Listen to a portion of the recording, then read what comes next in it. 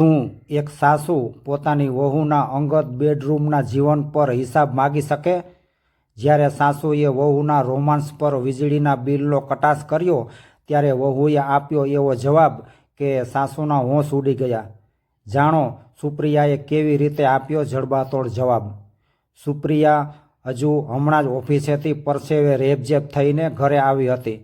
તેના ખભા પર ઓફિસની બેગનું વજન હતું અને મગજમાં આખા દિવસના કામનો થાક.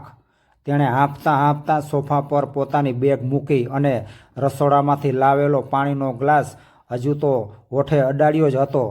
ત્યાં જ સામે ઊભેલા સાસુ વિમળાબેનનો અવાજ કાચની બંગડીઓ જમીન પર પછડાઈને ફૂટે એમ આખા હોલમાં ગુંજી રહ્યો હતો. વિમળાબેને પોતાની કમર પર બંને હાથ મજબૂતાઈથી ટકવ્યા હતા અને તેમની આંખોમાં એક અજીબ પ્રકારની કડવાશ હતી જે આજે શબ્દો વાટે બહાર આવવા આતુર હતી. તેમણે સુપ્રિયાની બિલકુલ સામે આવીને ઊભા રહી જઈ મોરચો માંડ્યો અને જાહેરાત કરી કે વહુ સાંભળ, હવેથી તું તારા પગારમાંથી વીજળીનું બિલ ચૂકવશે, કારણ કે તારો ખર્ચ આ ઘરમાં સૌથી વધારે છે. સુપ્રિયા પાણીનો ઘૂંટડો ગળે ઉતારે એ પહેલાં જ વિમળાબેને આરોપોની હેલી વરસાવવાનું શરૂ કરી દીધું હતું. તેમણે આગળ વધતા કહ્યું કે તું ઓફિસેથી આવીને તરત જ ફ્રીજનું ઠંડુ પાણી પીવે છે. આખા ઘરના અને તારા મોંઘા કપડાં રોજ વોશિંગ મશીનમાં જ ધોવાય છે, જેનો પાવર આ મશીન ગળી જાય છે. રાત્રે તું કલાકો સુધી ટીવી જોઈને મનોરંજન કરે છે અને ઉનાળાની આ ગરમીમાં આખી રાત એસીનો આનંદ માણીને તારા પતિ સાથે રોમાન્સ કરે છે. વિમળાબેનના અવાજમાં તીખાશ વધતી જતી હતી અને તેમણે સ્પષ્ટ શબ્દોમાં કહી દીધું હતું કે મારી પાસે કંઈ નોટોનો કૂવો નથી કે તું આ રીતે મજા કરી શકે અને હું તારા એસા આરામના બિલ ચૂકવી શકું. આ સાંભળીને સુપ્રિયા સ્તબ્ધ થઈ ગઈ હતી. તેના હાથમાં રહેલો પાણીનો ગ્લાસ ધ્રુજવા લાગ્યો હતો. તેને એ સમજાતું નહોતું કે જે ઘરને તે પોતાનું માનીને દિવસ રાત મહેનત કરે છે ત્યાં તેની દરેક નાની સુવિધાનો આ રીતે હિસાબ રાખવામાં આવી રહ્યો છે. વિમળાબેનનો આ આદેશ માત્ર આર્થિક આદેશ નહોતો, પણ તેમાં સુપ્રિયાના અસ્તિત્વ અને તેના અંગત જીવન પર પણ એક પ્રકારનો પ્રહાર હતો, જે ડ્રોઈંગ રૂમની તે શાંતિમાં ઝેરની જેમ ઓગળી રહ્યો હતો. સુપ્રિયાની આંખોમાં આઘાત અને આક્રોશના મિશ્ર ભાવો ઉભરાઈ રહ્યા હતા, પણ વિમળાબેન તો જાણે કોઈ મોટું યુદ્ધ જીતી ગયા હોય તેમ તેની સામે તાકી રહ્યા હતા. વિમળાબેનના એક એક વેધક શબ્દો સુપ્રિયાના કાનમાં ઉકળતા ગરમ તેલની જેમ ઉતરી રહ્યા હતા અને તેનું આખું શરીર ક્રોધથી ધ્રુજી રહ્યું હતું. અત્યાર સુધી સુપ્રિયાએ ઘરની શાંતિ જાળવવા માટે સાસુના કેટલાય મહેણા ટોણા હસતા મુખે સહન કર્યા હતા અને મન પર પથ્થર મૂકીને ઘણું બધું જતું કર્યું હતું, પરંતુ આજે વિમળાબેને મર્યાદાની તમામ રેખાઓ ઓળંગી નાખી હતી.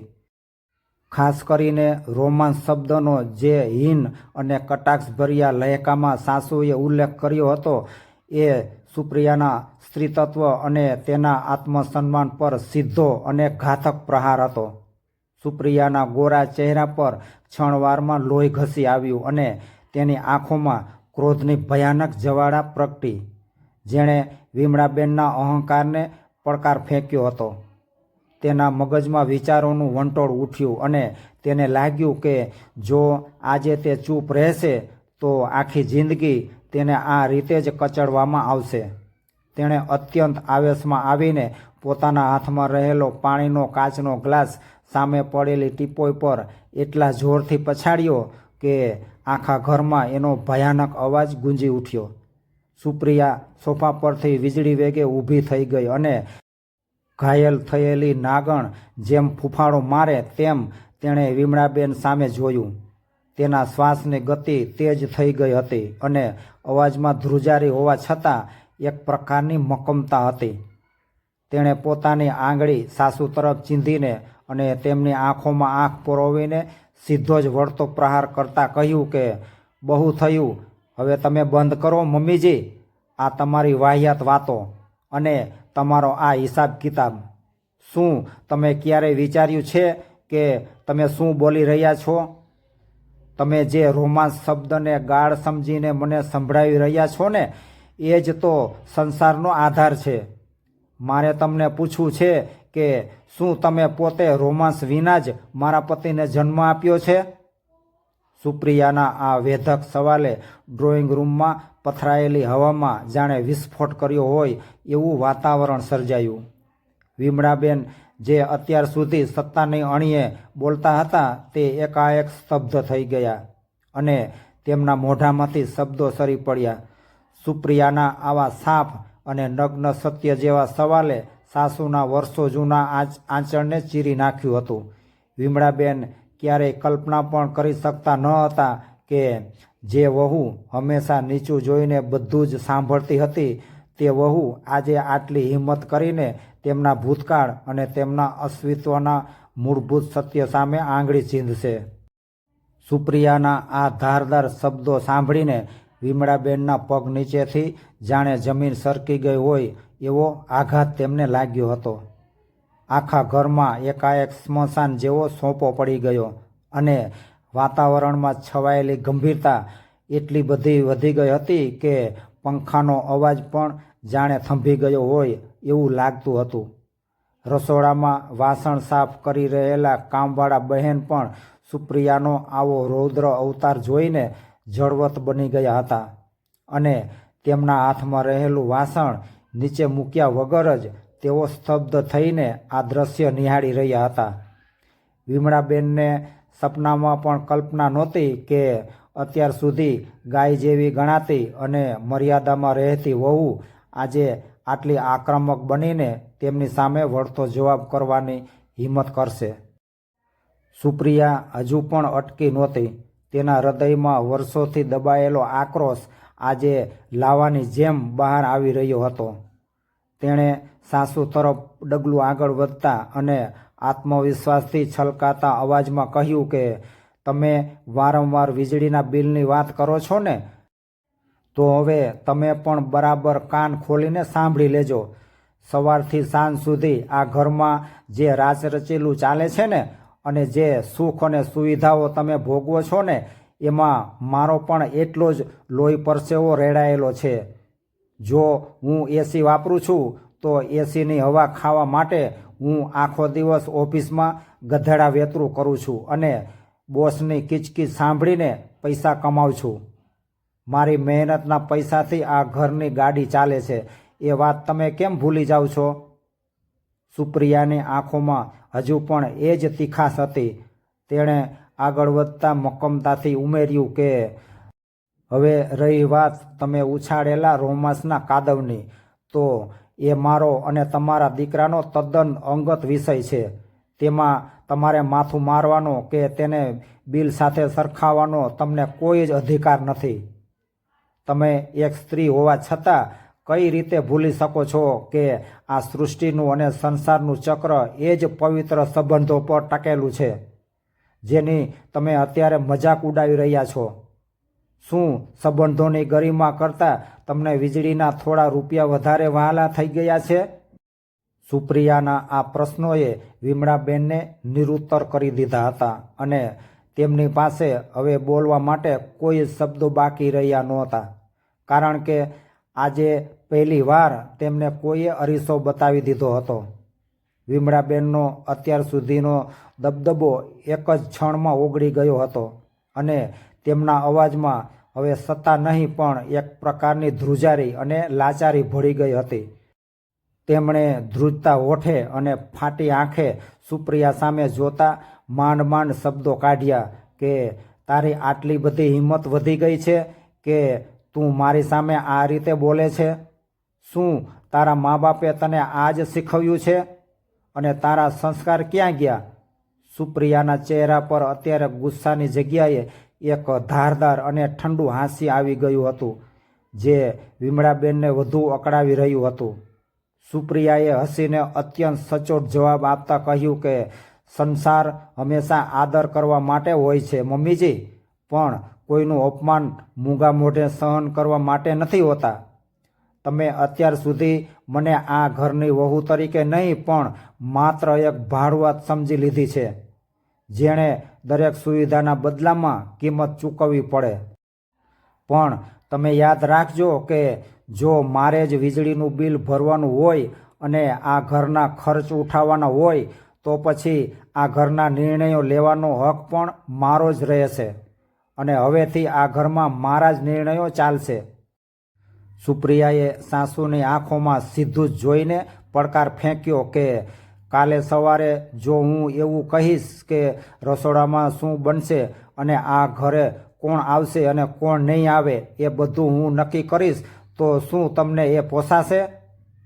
જ્યારે તમે સંબંધોને પૈસા અને બિલના ત્રાજવે તોડવાનું શરૂ કર્યું છે ત્યારે હવે સત્તાનો સ્વાદ પણ તમારે જ ચાખવો પડશે.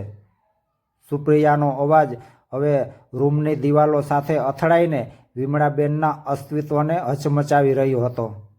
તેણે અંતમાં બહુ જ ગંભીરતાથી ઉમેર્યું કે યાદ રાખજો મમ્મીજી કે સંબંધોમાં જ્યારે વ્યવહાર અને હિસાબ કિતાબ ઘૂસી જાય છે ને ત્યારે લાગણીઓનો આપોઆપ અંત આવી જાય છે અને જ્યાં લાગણી ના હોય ને ત્યાં માત્ર કરાર બાકી જ રહે છે.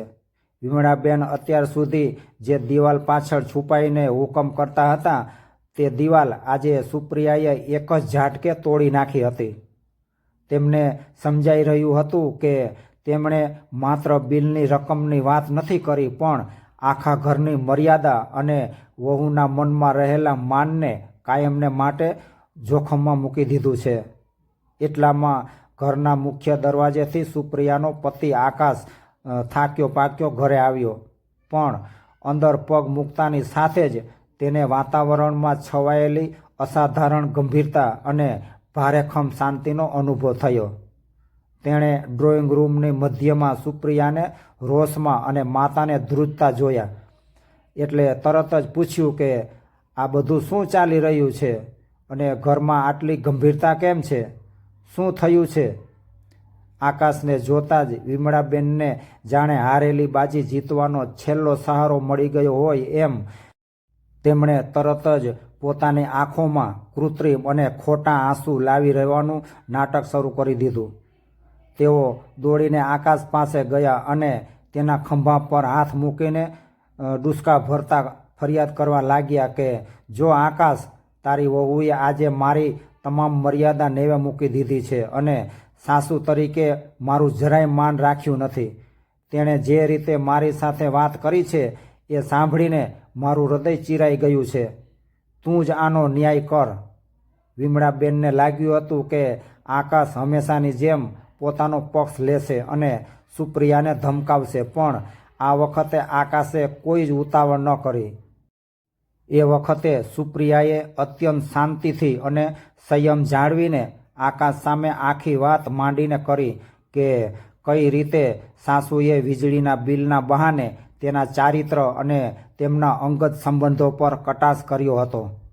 આકાશે જ્યારે બધી હકીકત સાંભળી ત્યારે તેનો ચહેરો પણ ગંભીર થઈ ગયો અને તેણે પોતાની માતા વિમળાબેન સામે સચોટ નજરે જોયું. તેણે મક્કમ અવાજે કહ્યું કે મમ્મી, આ વખતે સુપ્રિયા જે કહી રહી છે ને તે તદ્દન સાચું છે અને મને તારી આ વાત જરાય ગમી નથી.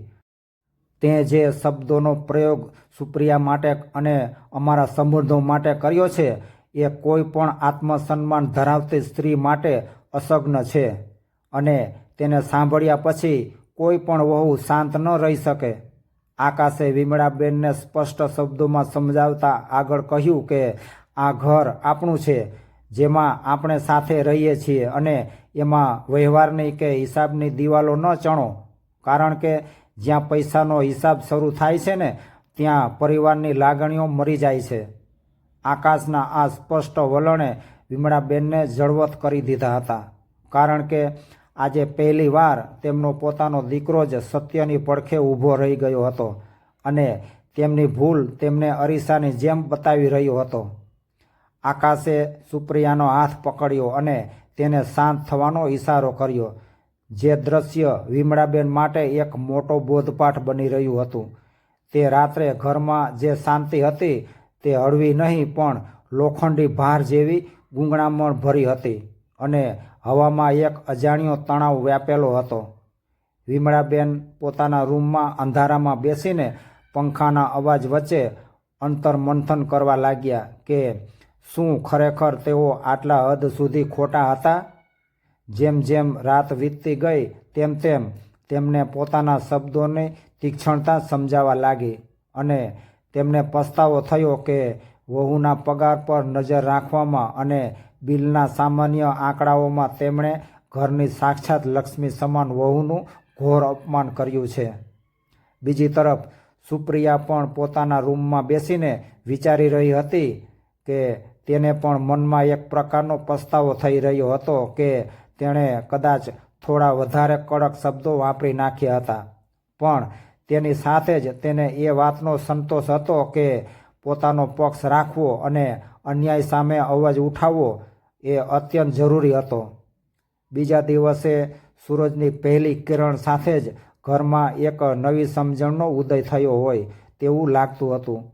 સવારે જ્યારે સુપ્રિયા તૈયાર થઈને હંમેશાની જેમ ઓફિસે જવા માટે ઉતાવળમાં નીકળતી હતી ત્યારે વિમળાબેને રસોડામાંથી બહાર આવીને તેને રોકી. સુપ્રિયાને લાગ્યું કે કદાચ ફરી કોઈ કડવી વાત થશે, પણ વિમળાબેનના ચહેરા પર આ વખતે નરમાશ હતી. તેમણે અત્યંત ધીમેથી અને ગળગળા અવાજે કહ્યું કે વહુ, આ બિલની ચિંતા હવે તું જરાય નહીં કરતી. હું મારા પેન્શનમાંથી આ બધું જ ભરી દઈશ. તું તો બસ આ ઘરની ખુશીઓ અને તારા ચહેરાનું સ્મિત જાળવી રાખજે. વિમળાબેનની આંખોમાં પસ્તાવો અને માતૃત્વનો ભાવ જોઈ સુપ્રિયાનું હૃદય પીગળી ગયું. તેણે દોડીને સાસુના બંને હાથ પોતાના હાથમાં પકડી લીધા. આ મૌન સંવાદમાં બંને વચ્ચેની બધી જ કડવાશ ઓગળી ગઈ હતી અને વગર બોલ્યે એકબીજાને બધું જ સમજાઈ ગયું હતું. અહંકારના જે કાળા વાદળો ઘરમાં છવાયા હતા તે ક્ષણવારમાં વિખેરાઈ ગયા અને ઘરના વાતાવરણમાં ફરી એકવાર સંબંધોની જૂની મીઠાશ અને આદરની સુગંધ ભળી ગઈ.